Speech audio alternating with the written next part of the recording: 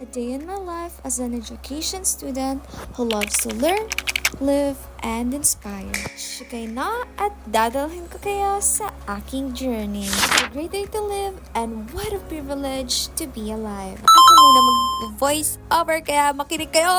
Dahil ang ate ko ay sobrang pangit. So, eto na nga, kami pupusok na ng barko.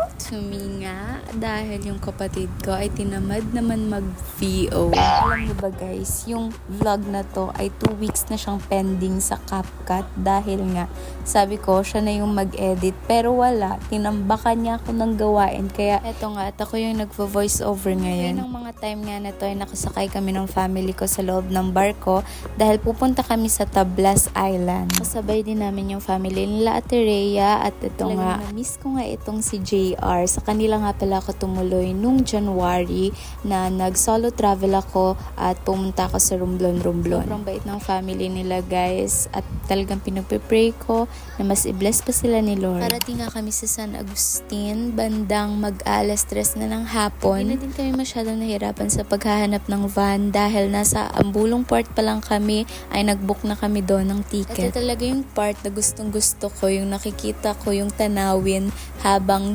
nagta-travel. Hindi ko na nga maalala guys kung kailan ako huling nakaapak ng Tablas Island pero I'm glad to be back. From San Agustin ay pupunta naman tayo ngayon sa Ojongan Ferrol dahil doon gaganapin yung kasal or yung venue ng kasal nila Tito Ison and Tita Joyce. Pagkakaalala ko nga yung biyahe papunta doon ay 2 hours or umabotin ata kami ng 3 hours bago kami nakarating mismo doon. Wala pang 1 week pagkatapos ng Bicol trip ko ay andito na naman tayo at nasa loob na naman ng barko at ng van. Grabe, ang saya lang mabuhay kapag ganito yung makikita mo, no? Alam nyo ba guys, para talaga ako dito sa province at hindi sa city. Kung bakit gusto ko lang dahil mas payapa talaga yung buhay kapag ganito yung nakikita ko. Iba-iba naman tayo ng perspective sa life. Yung iba mas peaceful para sa kanila yung city.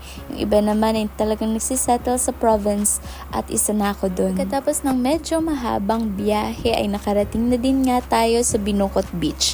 And I'm not expecting na ganito pala siya kalaki. At hindi ko din nga ina-expect na ganito din pala siya kalayo sa mismong bayan ng Ojongan. Dahil first time ko nga here, hindi ko din ina-expect yung buhangin. Guys, sobrang pino, malapit ng pang Boracay. As in, mesmerize talaga ako sa kagandahan ng view dito. Ito nga yung tutuloyan natin for 3 days. Thank you so much Tito Ison sa room at sa bahay.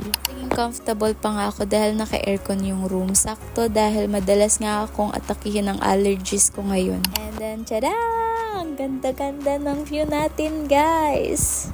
Thank you so much Tito Ison and Ma'am Joyce. We love you. At ito naman yung bahay na pansamantalang titirhan ng family ng bride. Bet ko yung place dahil magkakasunod-sunod lang yung beach resorts na tinutuluyan namin ngayon.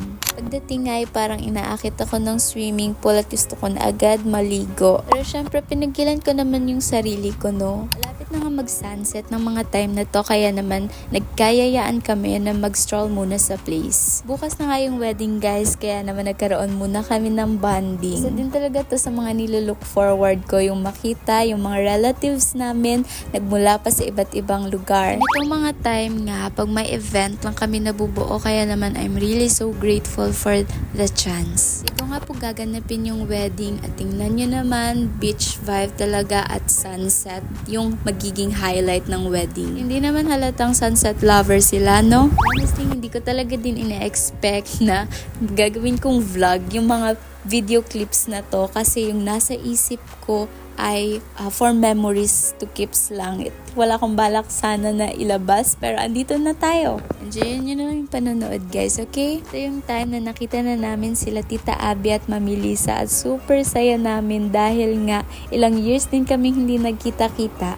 Paisip tuloy ako na ganito na lang pala talaga kapag tumatanda na. Minsan hindi na basta-bastang nagkikita. kailangan pa ng isang espesyal na okasyon para magkasama ulit ang buong pamilya. Malayo rin ang venue kaya limited lang din talaga ang naka-attend. Imagine this, yung groom which is si Tito Ison, taga Sibuyan, tapos si Ma'am Joyce naman taga Bulacan. Who would have thought na dito pa sila ikakasal sa Ferrol o Jongan, diba?